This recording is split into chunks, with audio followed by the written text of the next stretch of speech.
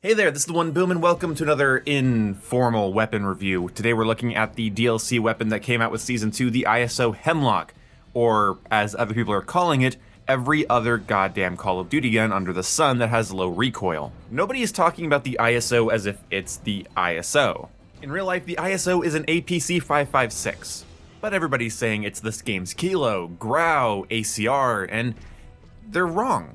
It's unfortunate that they're wrong, but they're wrong nonetheless, and of course when people are wrong, my ears perk up. So I decided to paw through a bunch of Marvel 4 weapon stat charts, just so I can figure out exactly what you guys are experiencing in the ISO Hemlock. That way you don't have to compare it to everything and be wrong, you can compare it to other things and be correct. So looking at ACRs and kilos throughout Call of Duty's history, they don't fire at this rate of fire. You see, the ISO Hemlock fires at 600 RPM, or 550 with blackout rounds. I looked at the M27 from Black Ops 2, the Kilo, the ACR from Modern Warfare 2, the ACR from Modern Warfare 3, and they all fire well above 600, usually in the 720 to 750 range. That's why those guns felt so good. In fact, the Kilo 141, people told me wasn't that game's ACR, but the Kilo 141 in Modern Warfare 2019 is more similar to an ACR from something like Modern Warfare 3 or Modern Warfare 2 2009.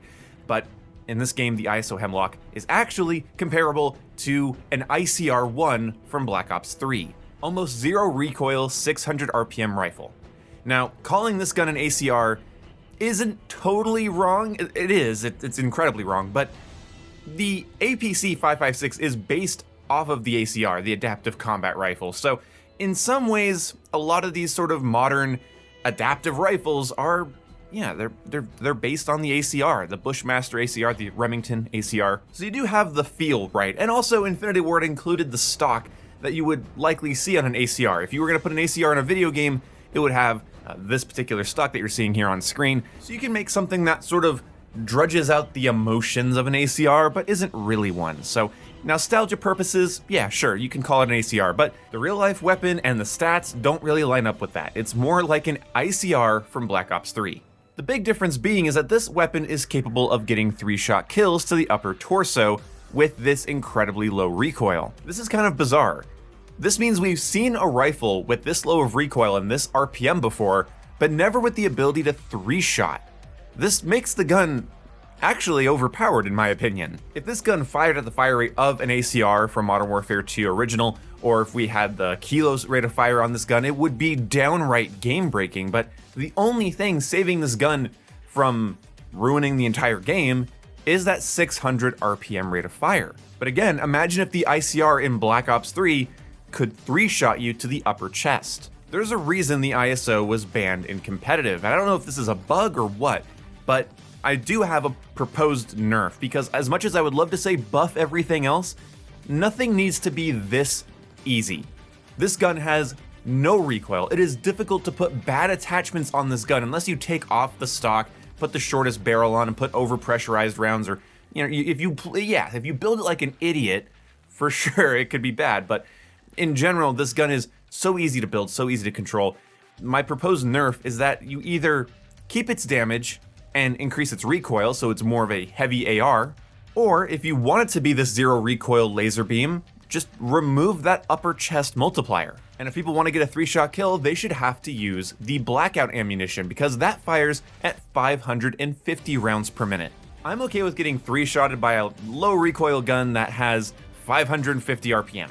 I am not okay getting 3-shotted by a weapon with 600 RPM with also incredibly low recoil. They essentially gave us an overpowered ICR from Black Ops 3, and yeah, it makes sense why they had to take it out of competitive, because it doesn't make any sense. This gun should get a 3-shot kill out to mid-range if you can land 2 headshots, which should be incredibly easy with how low the recoil is. But honestly, the gun needs a nerf. Now, talking about the blackout ammunition, I had a lot of inconsistent experiences with it, but I did end up making it work by using a hefty velocity increasing suppressor, or just a longer barrel in general.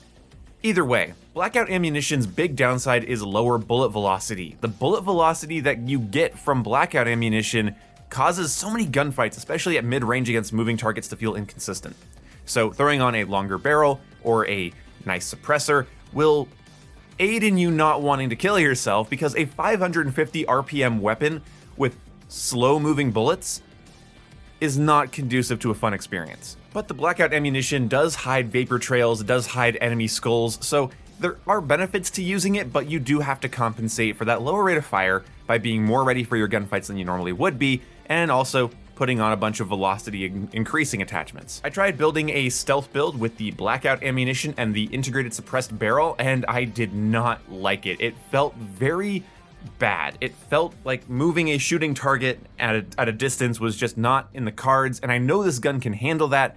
All you have to do is take off the blackout ammunition, and it really sucks because I feel like they were going for the ability to just kit this out for stealth by putting in blackout ammunition and an integrated suppressed barrel, but again, that combo doesn't feel very good to use because of that really bad damage range and that really bad bullet velocity. Other than that little quirk, the gun is absolutely idiot-proof. The only way they could have made this gun easier to use is by removing the sort of top ring of the rear iron sight, because that does make the iron sights a little bit more constricting than they would be if they were just open back there, but other than that, the gun is a dream to use. It is absolutely idiot-proof and is probably going to be my go-to idiot-proof rifle until they nerf it. Before, it was the Lockman 5.56, an actually balanced zero recoil assault rifle. In fact, that's what ticks me off the most. Between the M4, the Lockman, and the M13, we have low recoil, versatile, faster firing assault rifles that are well balanced. I don't think the M4, Lockman, or M13 are technically overpowered. I think currently the TAC-V needs some bit of an adjustment, but honestly, it doesn't feel terribly overpowered, just a little too low in the recoil department. Before you chew me out in the comment section, I do refer to the TAC-56 as the TAC-V in this game because I get all the made-up gun names mixed up in my head. So I am sorry about that. If you hear me comparing the ISO to a TAC in this game, it's the TAC-56, not the TAC-V. The SCAR-L, not the SCAR-H. My next weapon video will probably be on the TAC-V because I'm kind of noticing just how broken it is in some ways, and I'll have some things to show about that.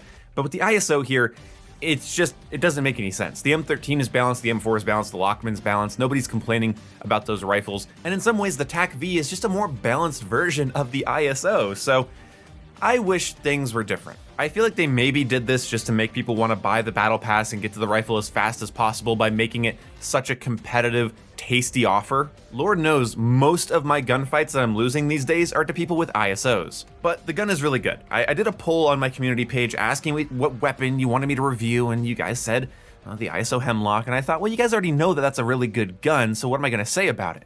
Well, I do have something interesting to say. Other than earlier where I talked about how it's not an ACR, it's not even a kilo, but it is very nostalgic to look at. There is something with the presentation of this rifle that I had a lot of fun with on stream last night. By the way, hit the bell icon to get notified when I go live. Putting the clay camo on it really gives you Modern Warfare 3 ACR vibes. Putting a hollow sight and the gray camo on it really reminds me of Modern Warfare 2. It has the vibe, it has the feeling of an ACR, and it's very low recoil and incredibly easy to control.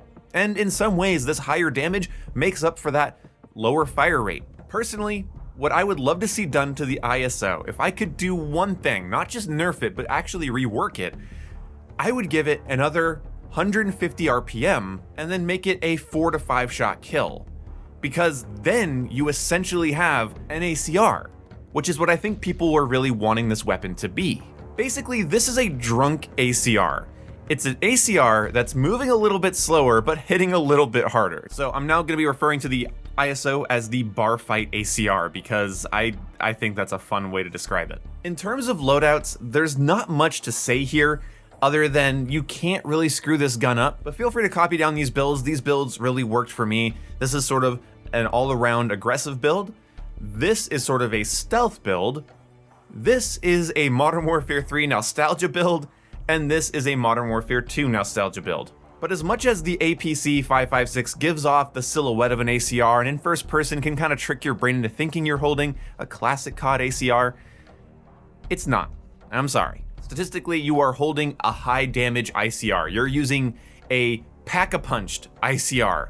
Anyway, if you enjoyed this sort of nonchalant weapon discussion, then go ahead, hit the bell icon, subscribe, like the video. I do want to talk more about weapons like this and just chat and shoot the shit, compare it to other guns in the series, stuff like that.